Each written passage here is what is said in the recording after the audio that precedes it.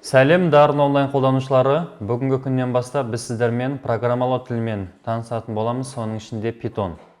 Ең бірінші Python ба, жоқ әлде Python ба, осы екі негізді шешіп алайық. Көп жағдайларда ең бірінші бізге келетін дұрыс нұсқасы ол Python. Бірақ ағылшынша оқыған кезде көп жағдайда оны Python деп оқиды.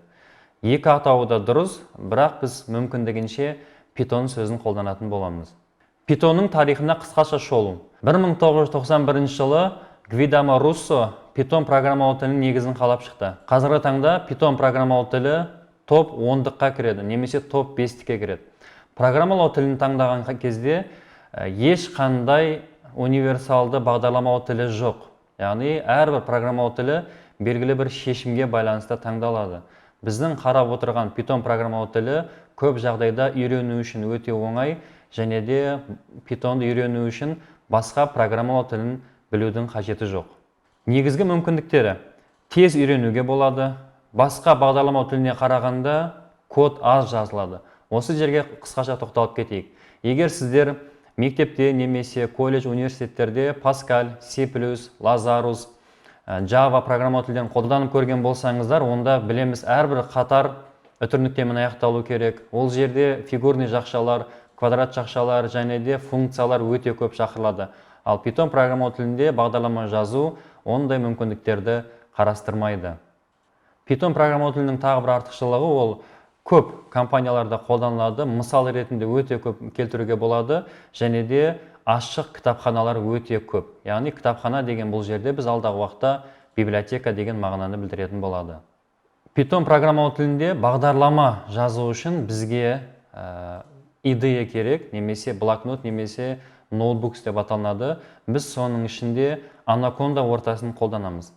Қолданыста Python'ның өзі бар, яғни Anacondaның ішінде Python'ның өзі орнатылады, және Jupyter ноутбук немесе Jupyter ноутбук дейді, бірақ біз мүмкіндігінше Jupyter ноутбук деп атаймыз.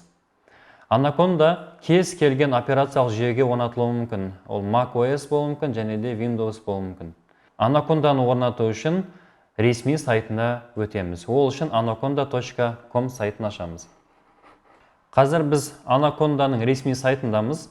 Anaconda бағдарламасын жүктеу үшін Get Started батырмасын басамыз. Осы жерде бізге Install Anaconda Edition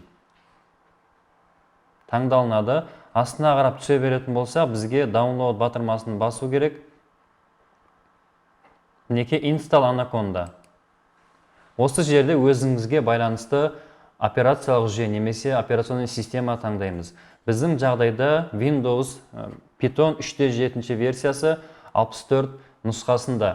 Егер сіздің ноутбугыңызда 64 разрядты ма немесе 32 разрядты ма деген сұрақ туындайтын болса, онда біліңіз, егер сізде Core i3-тен жоғары болатын болса, онда сізде 64-тік немесе 86-лық болуы мүмкін. 86-лық болатын болса 32 битті, 64-тік болатын болса 64-тік битті қолданамыз. Кез келген жағдайда оны білудің оңай жолы бар. Ол үшін пуск, компьютер, свойства батырмасын басатын болса, осы жерде біздің операциялық жүйенің қанша разрядты екенін көрсетеді. Қазір бізде тип системы 64 разрядный деп көрсетілген. Яғни біз Anacondaның 64-тігін жүктейміз. 64 бит инсталлер. Сохранить. Бағдарлама жүктеліп болғаннан кейін Anacondаны орнатамыз. Anacondаны орнату ол қарапайым бағдарламаларды орнатқанмен бірдей болады.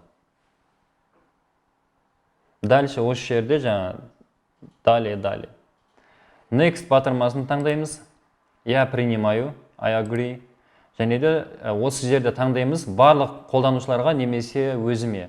Just me, яғни өзіме қолданамын. Next.